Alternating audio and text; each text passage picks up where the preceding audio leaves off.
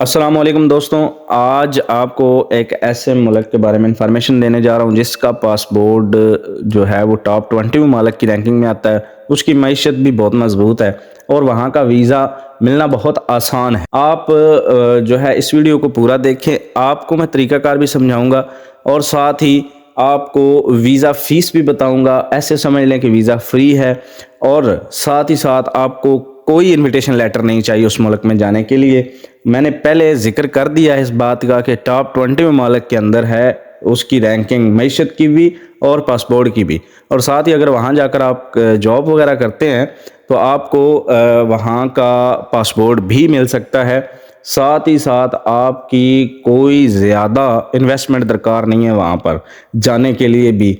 Gulf में तो जाने के लिए अब आपको 5-6 लाख जो है वो लगाना पड़ते हैं। साथ ही साथ दुबई के मसाइल इतने बन चुके हैं कि लोग बहुत परेशान हैं और काफ़ी लोग सवाल भी कर रहे हैं और साथ सर्च भी करते हैं आप लोग कि कोई ऐसा मुल्क मिल जाए जहाँ पर यूरोप से मिलता जुलता मुल्क हो, जहाँ पर कोई फ्यूचर ब्राइट हो, फैमिली को भी बंदा सेटल कर सके। तो आज आपको ऐसे मुल्क के बारे में बताने जा रहा हूँ और साथ ही साथ आपको मैं पूरा गाइड भी करूँगा कि आपने कैसे अप्लाई करना है। आपका वीज़ा जो है वो आपको एम्बेसी के कोई झंझट नहीं दरकार और साथ ही आपको किसी एजेंट की हेल्प की ज़रूरत भी नहीं है। घर बैठे आप वीज़ा हासिल कर सकते हैं।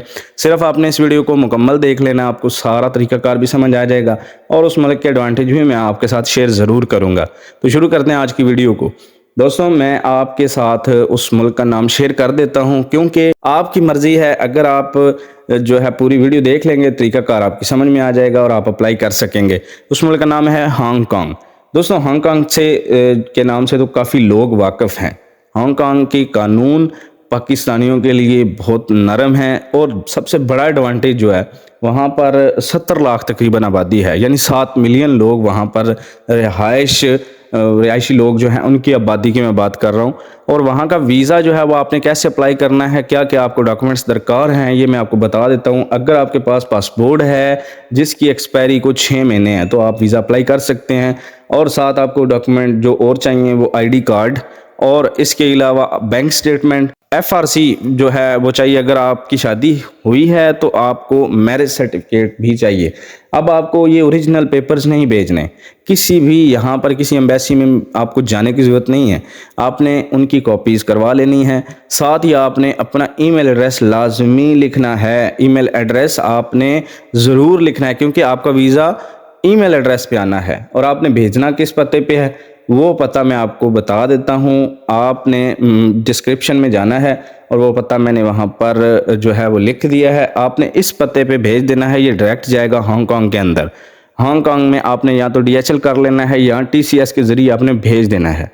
अब आपको मैं ये बता दूं कि जब आप अप्लाई करेंगे, इस पते पे भेज देंगे तो आगे क्या होगा जिससे आपको पता चलेगा कि आपका वीज़ा लगा है या नहीं लगा। दोस्तों, सबसे बड़ा एडवांटेज इस मुल्क का मैं आपको बताता चलूं कि आपको इनविटेशन लेटर की ज़रूरत नहीं है। इनविटेशन लेटर क्या होता है ये मैं थोड़ा सा समझा देता हूँ। इनविटेशन लेटर से मुराद है कि वहाँ पर आपकी कोई गारंटी उठाए कि ये बंदा जो है वो शरीफ आदमी है, इस पर कोई क्रिमिनल रिकॉर्ड नहीं है, मैं इसकी गारंटी उठाता हूँ। तो आपको ये ज़रूरत नहीं है। आपने डायरेक्ट जो है वो सिर्फ इन कागजात की कॉपीज़ करवानी है और आपने इस पते पे भेज देनी है। और साथ ही साथ जब आपका अप्रूवल आ जाएगा आपको ईमेल कर देंगे वो लोग कि आपका वीज़ा लग गया है या नहीं लगा।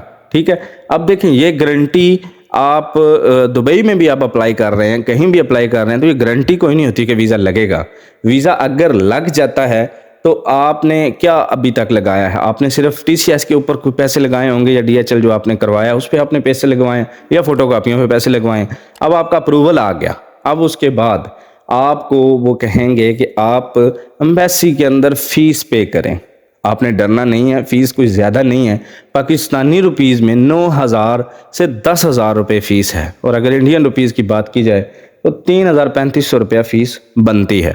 अब इतनी फ़ीस के अंदर आपका विज़िट वीज़ा अगर लग जाता है हांगकांग का, और जो कि अगर देखा गया है 3 से 6 माह का वीज़ा हांगकांग का विज़िट वीज़ा मिलता है। अब आप वहाँ पर चले गए, आपने वहाँ जाकर किसी भी कंपनी के अंदर अप्लाई किया, 3 से 6 महीने बहुत ज़्यादा होते हैं, वहाँ पर जॉब ज़रूर मिलती है अगर आपके पास कोई थोड़ी क्वालिफ़िकेशन है, आप ये जानते हैं, थोड़ी बहुत सूझबूझ रखते हैं, कुछ स्किल है आपके पास।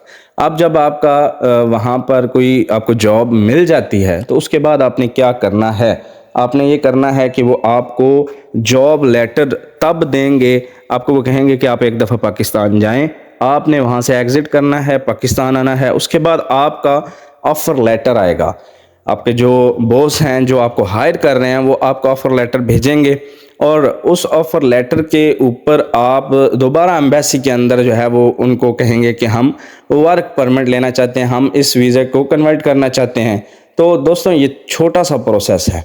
अब आपको मैं थोड़ा सा इसका और एडवांटेज बता देता हूँ कि अगर आप हांगकांग चले जाते हैं, वहाँ पर आप बिलीव करें बहुत ज़्यादा अच्छा इन्वायरमेंट है फैमिली को रखने के लिए भी। और सैलरी की अगर मैं बात करूँ तो कम से कम जो है ना वो पाकिस्तानी तकरीबन 2 से 2.5 लाख रुपया सैलरी बन जाती है एक नॉर्मल काम की। और जैसे जैसे आप वहाँ प्रोग्रेस करते हैं, वहाँ तरक्की करते हैं, मेहनत करते हैं तो सैलरी बढ़ती जाती है। और एट द एंड अगर आपका कोई वहाँ पर क्रिमिनल रिकॉर्ड नहीं बनता, सारे मामलात आपके बेहतर रहते हैं, तो उसका पासपोर्ट आपको मिलने के चांस हैं। अगर आप वहाँ से किसी और कंट्री में मूव करना चाहते हैं या आप यूरोप का वीज़ा लेना चाहते हैं, तो जब आप एक बेहतरीन मईशत वाले मुल्क के अंदर बैठे होंगे तो क्या आपको यूरोप का वीज़ा आसानी से नहीं मिलेगा। आपने अपने अप्लाई करने से लेकर वहाँ पहुँचने तक के एक्सपेंस अगर आप देखें तो मेरे ख़्याल से सऊदीया, दुबई, मस्कत और बहरीन वगैरह जाने के एक्सपेंस से भी कम बनते हैं और एक अच्छा और प्रॉपर मुल्क आपको मिल जाता है। तो ये आपको मैंने सारा तरीक़ाकार भी समझा दिया है और साथ ही साथ आपको मैं दोबारा से रिवाइज़ कर देता हूँ इस बात को कि आपको कौन कौन से पेपर्स दरकार हैं। आपको सिर्फ़ और सिर्फ पासपोर्ट चाहिए और उसके बाद आईडी कार्ड चाहिए और आपको पिक्चर्स वाइट बैकग्राउंड की, एफआरसी अगर आपकी शादी हुई है तो मैरिज सर्टिफिकेट। और सबसे बड़ा एडवांटेज आपको बताऊं कि अगर आपका वीज़ा नहीं लगता तो आपके पासपोर्ट पे रिजेक्शन नहीं लगेगी। क्यों नहीं लगेगी? क्योंकि आपने तो अपनी कॉपियां भेजी हैं ना, इन सारे डॉक्यूमेंट्स की आपने कॉपियां करवाई हैं और वो आपने जो पता मैंने डिस्क्रिप्शन में भेजा है आपको, मतलब आप वहाँ से देख लेंगे तो आपने उस पर जब अपने ये सारे डॉक्यूमेंट्स की कॉपियाँ भेज देनी है तो रिजेक्शन कहाँ पे लगनी है? रिजेक्शन तो ओरिजिनल पासपोर्ट पे लगती है ना। तो वो आपको ईमेल जो आएगी उसमें ही आपका वो कह देंगे कि आपका वीज़ा अप्रूव हुआ है या नहीं हुआ।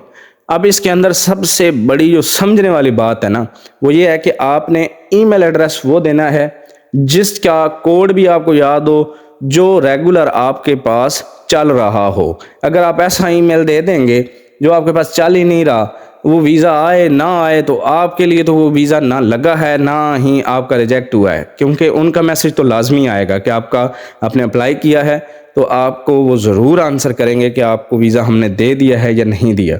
और साथ ही अगर आप वहाँ सेटल हो जाते हैं, अपनी फैमिली को भी सेटल करें और एक अच्छा मुल्क है और एक अच्छी अपॉर्चुनिटी है, 9,000 10,000 रुपये के अंदर अगर आपको वहाँ का विज़िट वीज़ा मिल जाए तो मेरे ख़्याल से ये बहुत बड़ी अचीवमेंट है। तो मैं उम्मीद करता हूँ कि आपको सारी बात क्लियर होगी। अगर कोई सवाल हो इस हवाले से तो आप कमेंट सेक्शन में पूछ सकते हैं और इस वीडियो को लाइक और शेयर कीजिएगा। दोस्त जो अहबाब परेशान हैं उन तक ये वीडियो पहुंच जाए और उनका भी फ़ायदा हो जाए। बहुत शुक्रिया।